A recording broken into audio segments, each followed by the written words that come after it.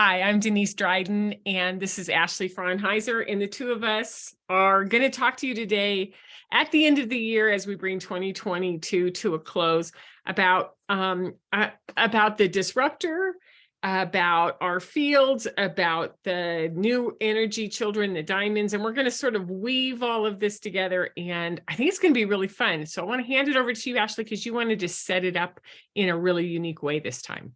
Yeah, hi. Happy solstice, holiday, Yule, etc. Christmas, Hanukkah's over. Christmas is technically, we'll just call happy everything, happy holidays, happy just doing nothing times. So what I would like you to do in this time that you're not supposed to do anything, if it aligns with you to, I invite you to just to suspend all that stuff that lowers your vibration, that is of lesser um let that stuff, just suspend that for now, like suspending polarity, divisiveness.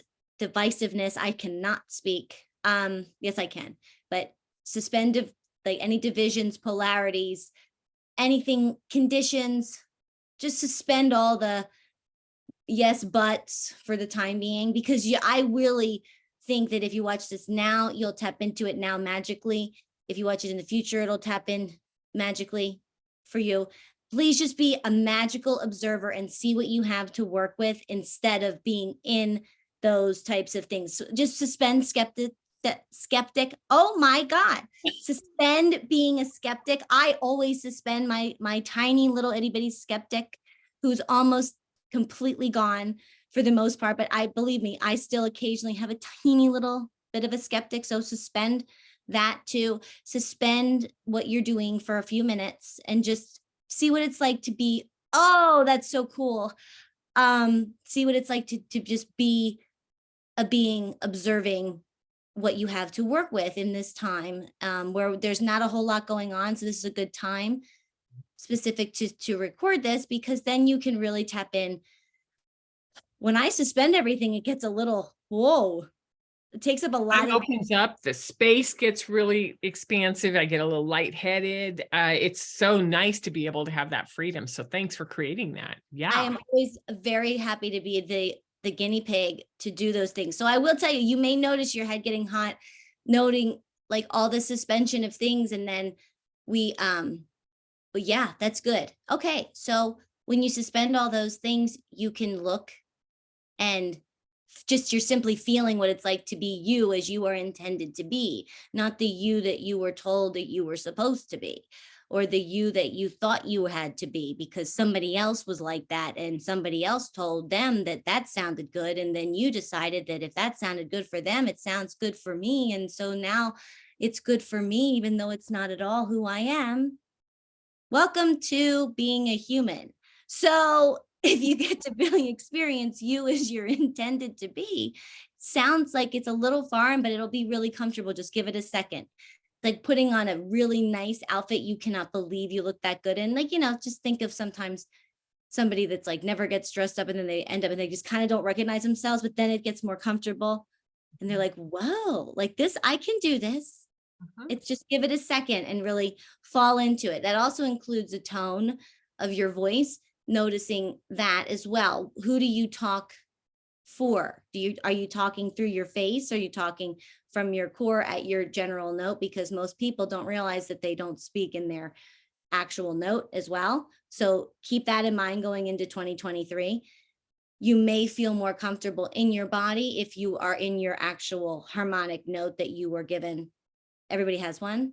So notice, and I'm going to see just how it feels to have it drop down a little bit. It almost makes me feel like crying, which is another thing that's actually really interesting, because moving into 2023, Denise looked up right beforehand, because though we are close to it as humans, we are not perfect and don't know quite everything offhand. So she quickly accessed the Goog and looked up what the next Chinese New Year would be, which is the year of the rabbit. We're moving out of the tiger into the rabbit, and it's in the element of water. So you're going to feel it fast. And when I try to tap into my note, which I'm actually very reluctant to do. And I'm not reluctant to do these things, but that's a reluctance that I have. A lot of feeling comes into my face. I'm feeling a lot of water emotion come up through. So that signals to me it's going to be really fast. And I also feel that my note comes down from here. So I've really got to get that going. So suspending these other things and like ask, like we invite you to set the intention that this gives you the opportunity to find your magical note, your tone that actually resonates with who you are at your center of your center. So Denise. Well, if you notice, what I do when I center is I start to rock, because I'm a triple water sign, and it's just sort of like, in order for me to soothe, I do this very slow, sometimes not so subtle, rocking back and forth. And I like the idea that my voice has dropped and that I feel more calm. And also that I'm noticing that my nervous system is kind of going like, we're still, yeah, what are we going to do? And I'm like, shh, it's okay. Just bring it in. And the response is very quick. And I think as we get to January 22nd, which is the actual Chinese New Year date, whatever that means, it means that we're getting really close to that line. And as we cross that and head fully into 2023, our availability of immediate emotional access is going to grow, which is perfect, because I'm going to switch things around, because we were going to start with the and now I want to go to the softer first and then go into the bigger. So both Ashley and I do a lot of work with Suzy Miller, who is amazing. And I will put her link down below as well, because she provides weekly integration calls and support for collective consciousness of the children, and has a lot of tools that Ashley and I have both been using for years now. And, Suzy presented over the last week this concept of being able to expand your field, who you are. You're 3 feet up, 3 feet to the side, 3 feet below, 3 feet in front, whatever. And I have sort of a picture from the Sacred Rebels deck, which sort of shows like just sort of what your field can look like. It's an abstract, or what it really looks like when you set the intention to sort of fill your field, right? So if we have this, or because we have this field, not if, because we have this field, to be able to hold this field out there and then put into it what we want our relationships to be, how we want to interact with ourselves, how we want to interact with our child, how we want to interact with our partner, how we want to interact with the people we work with, to be able to hold our emotions in those fields.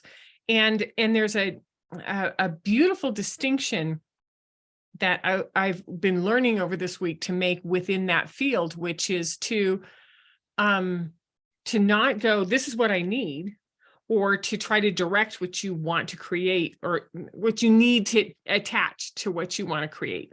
What you do is you create from that field the emotion you want to experience, which means we have to become really comfortable accessing our emotions and being able to put them out there. So the example I would use is, in order to create the field for this video, what I want to put into the field is clarity, is compassion, is curiosity, and to feel those in my side. What does it look like when I'm curious? What does it feel like when I'm curious? What does it feel like when I'm open? What does it feel like when my nervous system is relaxed and I'm aware that I'm in a much more comfortable spot? So then my field is contained in that. And then Ashley can step into or interact with my field. Each of you can interact with my field, because I'm creating something that's inviting, not something that's trying to tell you what to do. Does that make sense, Ashley? That's perfect. And because I was also going to say, what they create is very from their, think of it as your unique note. Okay. It's going to be, from you. So if you're not doing it wrong. So like for me, I'm doing the energy field that I'd like to have people be able to pull from right now is one of just excitement and peace and protection and freedom. Because I, as a fraidy cat, as a person who is not afraid of anything, by the way, but by nature, I have, I'm like, who's going to come in here and wreck this? Like that used to be a very triggered response for me. So in all my fields that I put out there, it's like total safety to do this, when I want it. So it's totally safe to tap into this. And that brings me so much joy and so much peace, but also an enormous amount of excitement at the time, because peace and excitement go together for me. And I think peace and excitement go together for a lot of people when they feel that that they're in this place to have peace, excitement, protection, and freedom all at the same time. But that's me. That's how I do it. It doesn't have to be the same for you. So if you want to be able to listen to somebody, like Denise is saying, I'm creating a field of clarity. And I just have the feeling of what it feels like from my perspective, from my essence, from creator's perspective, within me as this vessel in my field, physical body, and my field, what it feels like to be a clear communicator. And this is what it feels like to be a clear communicator. And that's all you have to do. And this is what it feels like to be a very excited yet grounded, peaceful person from my perspective in my stuff. So grab into that. That's great. Because then you'll find that you're going to get more of it. I use this for my kid. I can use it for any kids, actually. It used to be more complex, but this past couple weeks, it's landed more simply. And that's why we're bringing it up, which is really good. Calmed down so much, and it's so much easier to access, which is why we want to talk about it today. Right. So it's like, if you would like, let's say if you have a child is having kind of a moment and is freaking out, what we are conditioned to do is normally fix the problem and make it stop and make them understand why their behavior is unacceptable, completely inappropriate, and not good for anybody. And they need to understand that, then tell us why they are in timeout for 5 minutes. Okay. So instead of that, we're going to just suspend that. Instead of doing that, it's fine if you do it. Don't feel bad. Thank yourself for having an aspect that you've actually done something to do some good. So you suspend, but just be like, you know what? I really would love this child to experience calming down. So what I'm going to do is, if I have the ability to, instead of feeding into that and going down to that very haphazard, they may acting out. Yeah. You're not, you want to demonstrate something. If you don't want them to be that way, please don't do that. Because that's what and it's going to magnify it. Okay. So if you want to amplify something, which is you're really designing it to be, I would really like to be able to have this child experience calm, not be calm because I want to be comfortable, but I want this child to experience calm. So the only way that I'm going to do that and helpful in this particular situation is I'm going to create a field of energy that emanates and is calm. So what does it feel like to be calm? Okay, I'm going to think of some time in my life where I was nice and calm, and you only need to hold it. Just grab it for a second, and then it just simply is there, and you will be amazed as to what will transpire. It goes back to that old that thing. A thought is, I always say this, I don't know where, a thought's an ant and a feeling is an elephant's foot. Okay. A feeling is so much more powerful than thought. Tell me the last time you thought your way out of a complete emotional meltdown. No one has ever. If they haven't actually had an emotional meltdown. Okay, think your way out of being really pissed off. Doesn't work. You have to be able to access the subconscious, the inner mind, which is really that feeling part. If you want to get scientific or clinical, it's inner mind that only is persuaded by a feeling. You can't convince that of anything. Yes, rational thought works for matters that are designed for rational thought with a neutral feeling behind it. Because how can you be rational if you're not in a balanced, neutral space? Rationality does not exist in anger. Rationality also does not exist in extreme euphoria. Don't say yes to something when you're in a good mood. That's my only piece of advice I'll ever give anyone. Right? Because it's like, or slow it down and do a check-in and go like, just for a second, let's bring it down. Feel into it and then go, yes. But to go, yes, I'll do that. Which I have done so many times. So now what I do is I say, I am in such a good mood right now, and I would love to say yes, but just check with me tomorrow. Let me let you know. Because right now, of course, but I am in way too good of a mood right now to say yes. That's like also saying like, I'm way too drunk right now to say yes, right? I am way too low and I can't hear you with the love and curiosity and playfulness that you want me to hear you in. My So- rational mind is not here, and that this does need some rationale to make an informed decision. And what you need behind rationale is a nice, clear, neutral field. So when you create that field, you can't create a nice neutral field when you're having a, Studio 54 themed party and you're the life of it. You're not rational, okay? But like maybe the next morning you will be in your house, like calm, maybe a couple days later, if you're the center and the life of the party, you might need a couple days. But like, just to kind of hang out and be like, that does sound like a good idea. And then if it comes in, it's like, oh no, thank God I didn't say yes. Have that appreciation for yourself. And oh, well, what if they get mad? I don't want to hear. So what? Let them. That's good. In a way, it's good if somebody's allowed to experience their emotion. Who are you to say you're supposed to be in control of someone else's emotions? Thank you very much, because that's not cool. That's what we try to get rid of. That's what these indigo frequencies are designed by design to dismantle. And that's the disruptor. That's what they're designed to disrupt, is stop trying to tell me how to feel. Stop trying to take my magic. Stop trying to direct my magic for me, because your feelings are the magic. Newsflash, get comfortable with them. If you want magic, that's what it is. It's energy. Feelings are energy. The problem is not with the energy. The problem is with the one manipulating or harnessing the energy. So if you think that your feelings are not, important, you need that they are. If you want to be the beautiful alchemist that you are, and you all are if you're watching this. So get excited. Welcome the feeling. Well, and it seems like the beauty of understanding the concept and the construct of creating balance and rational balance inside the field is that this is where we meet these really high energetic, intuitive, new energy kids.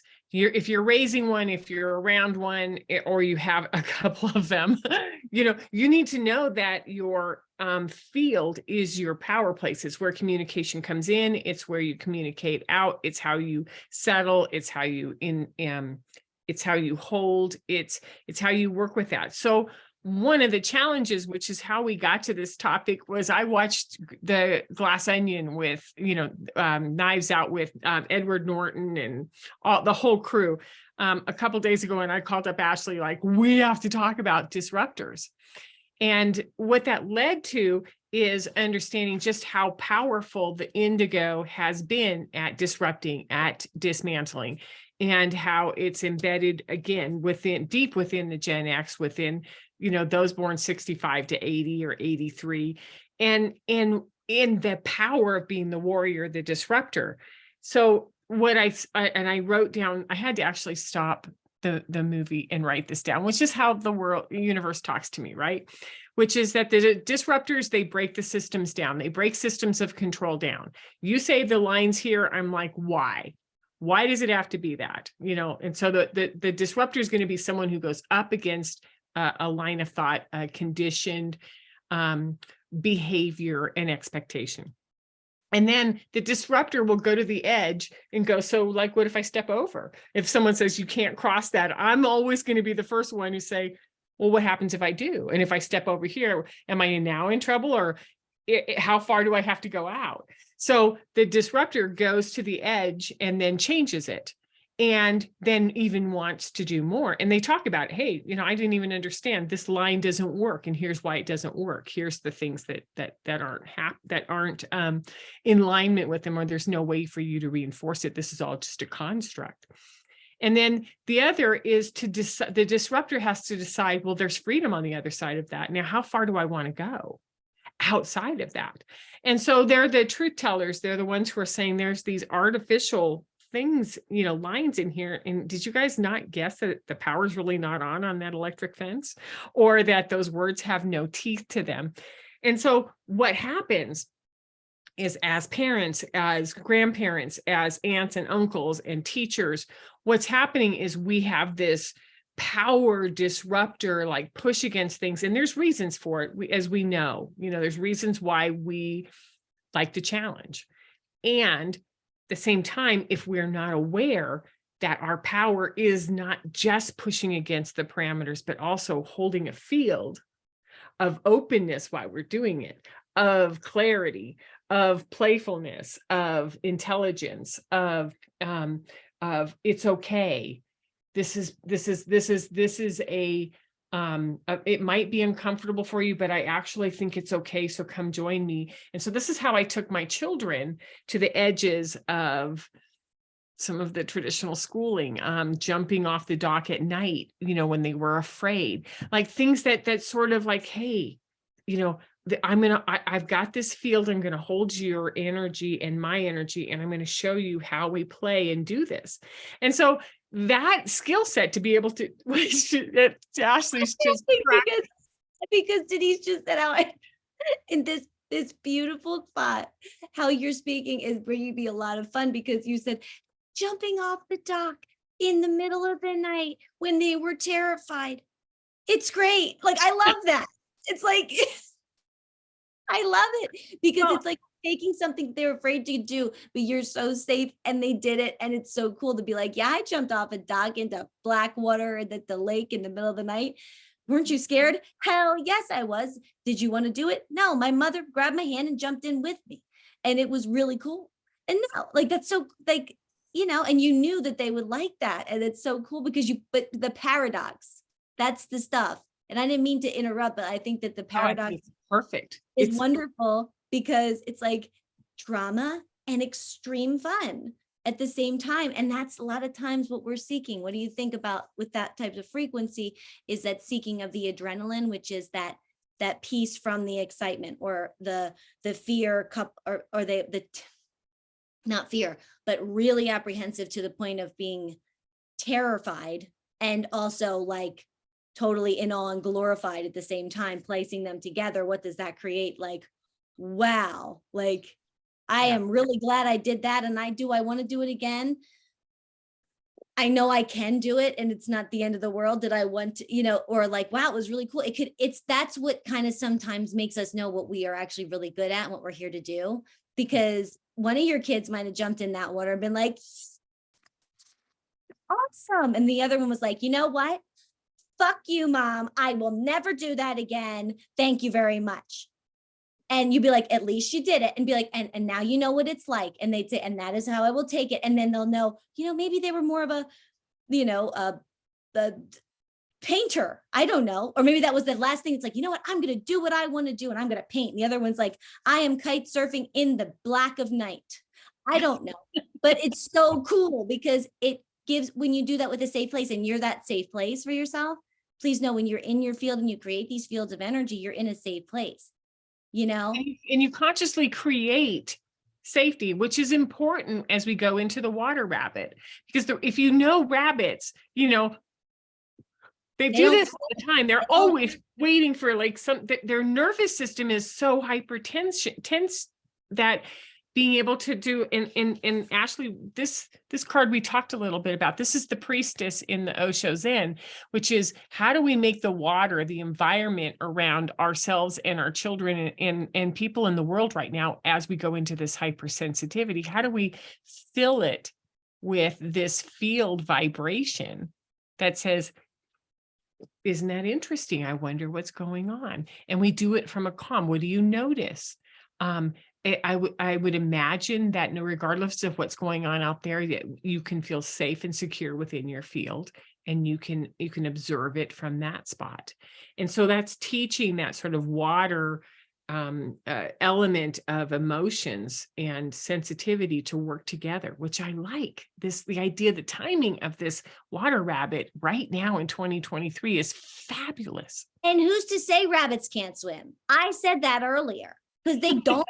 But maybe they can, who the hell knows?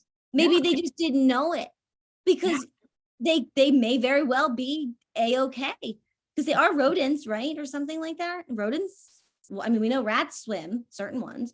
So, I mean, like, that's amazing. And who's to say, like, that's how we kind of find our bravery sometimes, is knowing that, like, something like jumping off a dock into water later in life, that little thing that was like, I didn't want to do it, but I did it anyway. And I was okay because I trusted my mom, which Denise's kids, like, of course they trusted her to jump off. She would never take her kids off a dock if they couldn't jump into the dock.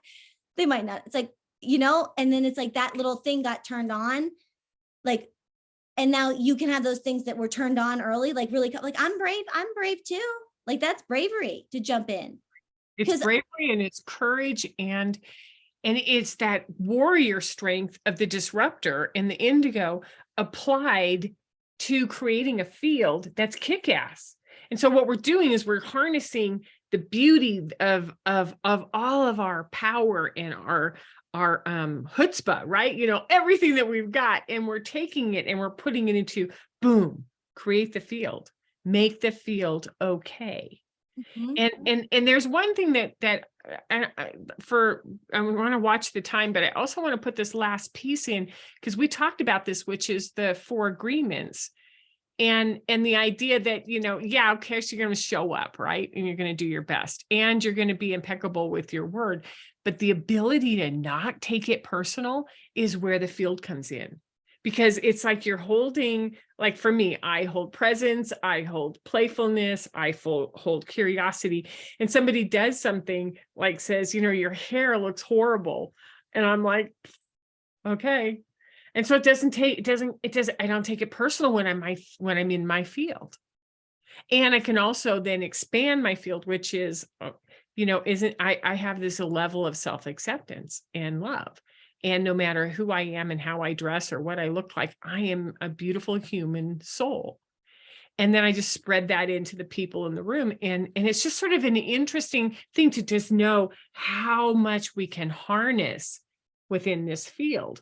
And then the last piece of the 4 agreements, just to make sure I finish that one off, is that you go to the make no assumptions.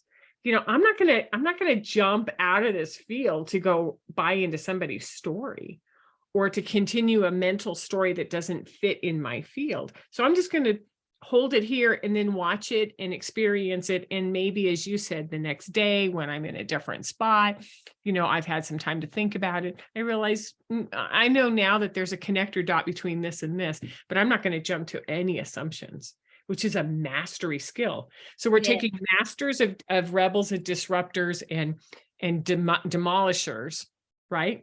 And we're putting it into masters of field management, field playfulness, field growth, and creativity. Yeah, no, it's great. It's fantastic, because when you don't take the stuff that can be experienced when you're not filling your field up with taking something personally, you can take it personally later, but like, suspend that personal and let it just go, like, oh, okay, we're just going to exit that out the back. or Matrix, like, whoa, that just went by me. I'm not picking that one up. It's nothing to do with me. If it does, it'll come back and you'll experience it somehow again. If it's something that you're meant to do, believe me, we all probably know well enough at this point, you'll have an opportunity to do it again. Okay. So in that moment, when you're doing and focusing on something else, it's like, oh, your hair looks horrible. Okay. Beauty is in the eye of the beholder and meaning is in the mind of the perceiver. Okay. Like, fine. Like, some people think things are gorgeous that I think are very heinous. But when I remember that beauty's in the eye of the beholder and meaning's in the mind of the perceiver, it's like, yeah, okay. So really, is that a necessary, like, sometimes we're reactive and that's fine, but we don't need to take somebody else's mind or eyes out of their head and take it personally. That's like literally removing somebody's brain and flopping it down in brain matter and popping their eyes out and putting them in your field. It's gross. That's gross, in my opinion. Do you want somebody else's? The best way to say it. Yep. Sometimes you got to feel dirty and gross to remember. That's disgusting. You want their mind, brain matter smacked and slubs all over your field. And then they're both their eyes with those long things that go all the way back, those nerves. That's what you do when you take it personally. Don't do that if you don't like that.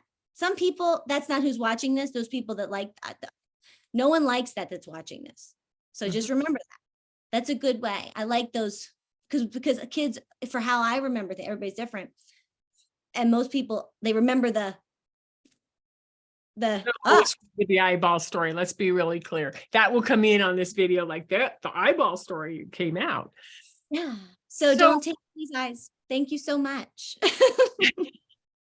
And not taking it personally and not making assumptions is where the feminine grows. It's where the feminine resides. It's responsiveness, it's receptivity, it's fluidity. And so when we're in our field, what we're doing is we're starting to put the feminine energy back onto the planet. We're starting to put it back into ourselves and holding it and letting it be fluid and responsive. When we talk to people through that field, we interact with them through that field, we connect, we love them, we touch them, we cook with them, we do whatever we need to do from that field, which means that we're sharing a part of that receptivity and creativity that the world hasn't seen in thousands of years, tens and thousands of years.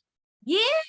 So cool, because you're moving into the age of Aquarius, into the year of the rabbit, into whatever, else is going on. But this is a really pivotal time, hasn't been around. It's the end of the Mayan calendar. It's the launching point. So if we're going to launch forward, let's launch forward understanding the concept of a field and become masters of it. So divine masters of of your own field. Yeah. And it's not difficult. So I think this is a very good way to launch your way into the new year.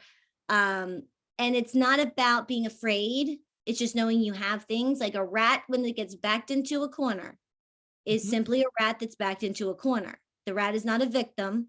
The rat's like, I got to get out of here. So it does a rat thing. And, it's a rat. It does what it does, but we're not rats. We're humans, and we're more complex than that. But if we feel like we're kind of backed up, how about you do something a little bit? How would you like to be? Safe and calm?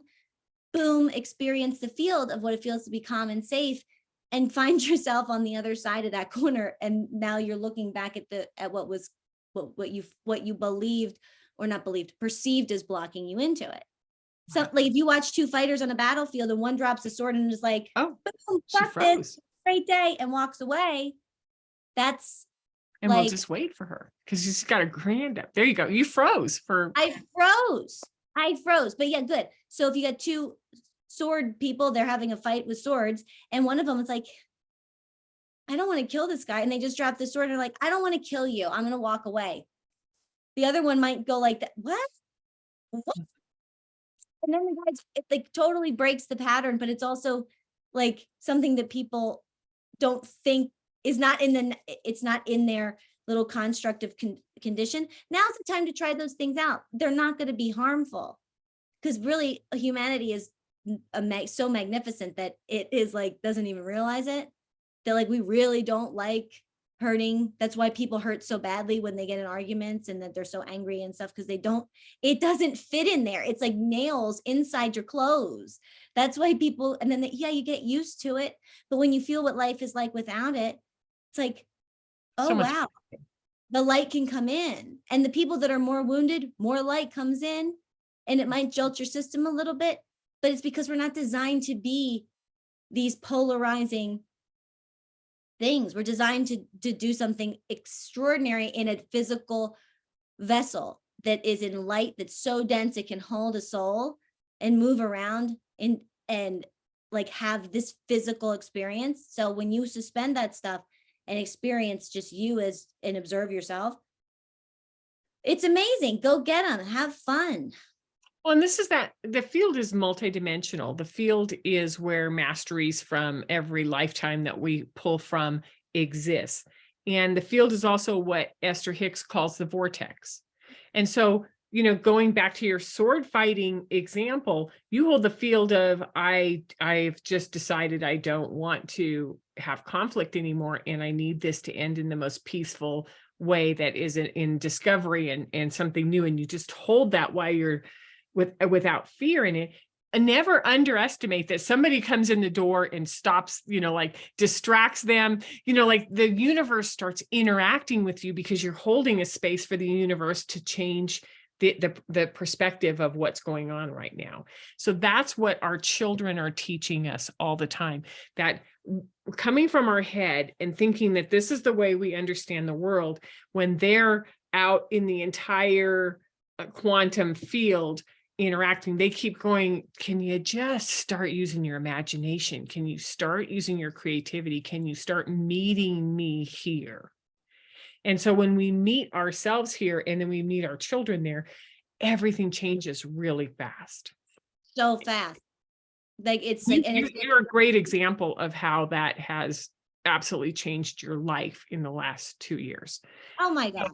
Oh my gosh. So, if you have questions about this, if you want to get a hold of Ashley or me and go like, tell me more about the field, show me, let's play with this, or you put it in the comments your questions about the field, what you want us to talk about next time, whatever that is. Ashley, is there anything else that you wanted to say? No, I don't think so. I think you hit it pretty good. And like just using your imagination, because that's what we're supposed to do, because that's how anything gets created. Like you think that, you'd have this on your screen if someone didn't use their imagination. Yeah. Like that's all, like it really, electricity is magic. Okay. It's all pretty much magic. But if we take that veil off and be like, wow, this is actually magic, and we were told that this wasn't magic. This is so cool. We are amazing. And like with the help from our galactic, beautiful families, from our guides, from our ultraviolet angels and our powers and all sorts of stuff that we can use that it's not seen. But then as soon as you start to notice it and use your imagination, you find that, like Denise just said, the universe comes in and interacts with you. The ether, the space between, it's in the space between that everything gets made. This stuff in the space is where everything gets made. Are you guys crazy? Like it's the coolest thing ever. Like you want to go into another world, you're in one right now because you're looking at a computer and or a phone or whatever, and there's people talking on it. So me and Denise have entered another. You're feeling something while we're talking. You're having a visceral, energetic experience while you're watching an electronic device. That's Denise, what it means. Denise and I just entered into this other dimension by turning this on. This is our little gateway to be able to have this conversation in her in Montana and I'm in Philadelphia. Okay. And then it's now in everywhere in this place in between the space betweens. That's it. That's multidimensional. This is a very multidimensional communicative portal that we've got going on right now. And so the past, remarks of what you feel about this, the creativity of it, did it spark something in you, your questions, and oh my gosh, have a fabulous new year. Celebrate 2023 coming in. Yeah. Thank you, everybody. Thank you. Adios. Ciao.